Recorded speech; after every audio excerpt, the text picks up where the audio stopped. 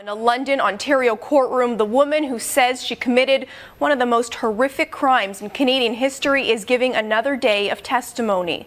Tori McLintock was convicted of the 2009 murder of young Tori Stafford. Today, she is facing the judge for a third day. McLintock is testifying against her ex-boyfriend, Michael Rafferty. He's charged with first-degree murder, sexual assault, and abduction.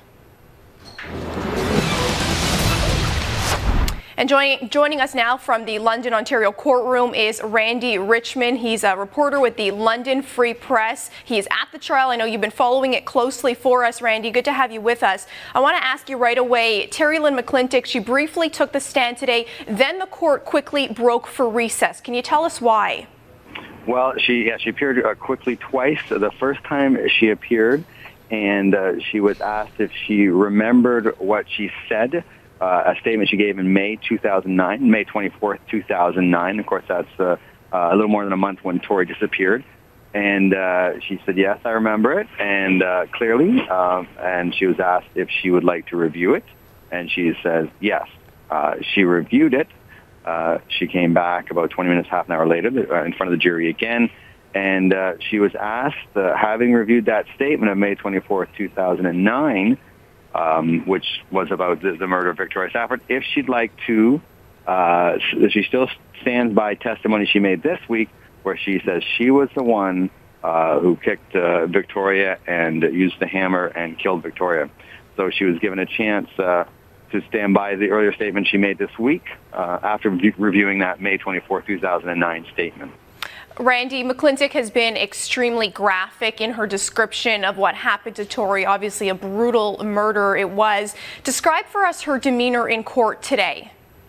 It was much the same as it has been all week. She's very quiet, kind of a monotone voice, very serious. She asks if she doesn't understand a question, she will answer it. She's very firm. She is firm about what happened. When she's asked who took the hammer, she firmly says, myself. She's only been angry a couple times, only shown anger a couple times, occasionally at the questions that the Crown asked her, but in reviewing sort of the relationship with her ex-boyfriend, Michael Rafferty, earlier this week, she got a bit angry. The rest of the time, very, very quiet, occasionally tearing up a bit.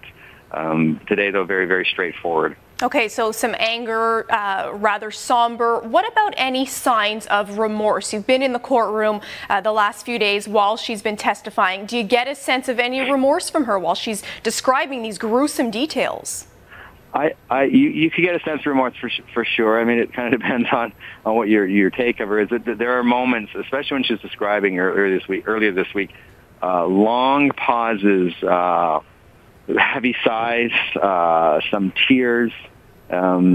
It's painful to listen to, and it's also painful to watch her because sometimes it feels like they are pulling this information out of her, and she's not happy about talking about it. If those are indeed signs of remorse, she is showing them. Obviously, those signs of remorse are too late, but they could be there for sure. Talk to us about who's been in the courtroom. Obviously, a lot of media, but the family has been there since day one. Tori's parents, her father, her mother as well. What have you been hearing from Tori's dad? He's spoken a number of times to reporters. He has, and he's spoken. He's been outspoken about what he hears in court. He's been frustrated by inconsistencies in some of Caryn McLintock's statement. But the bottom line for him, for Rodney Stafford, is that he wants the focus to remain on his daughter. Court cases, at this point in court cases, the focus becomes on the testimony, on the accused, and of course on Tori McLintock because she's already pleaded guilty to first-degree murder, so she's a very dramatic witness.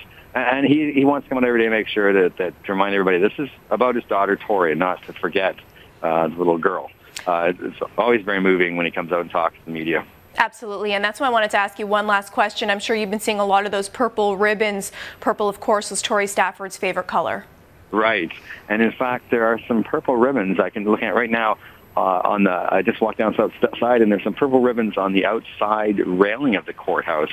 They all wear purple ribbons. Some of the family members will wear purple. It was their favorite color. I mean, they had to listen to the testimony of Tori McLintock saying, she asked Tori what her favorite color was, and she said purple too. And that hurts when you hear about a convicted killer, talking to your daughter who's gone about her favorite color. But they're maintaining that memory of her by showing purple whenever they can. All right, Randy Richmond of the London Free Press. Appreciate you being with us, Randy. Oh, thanks.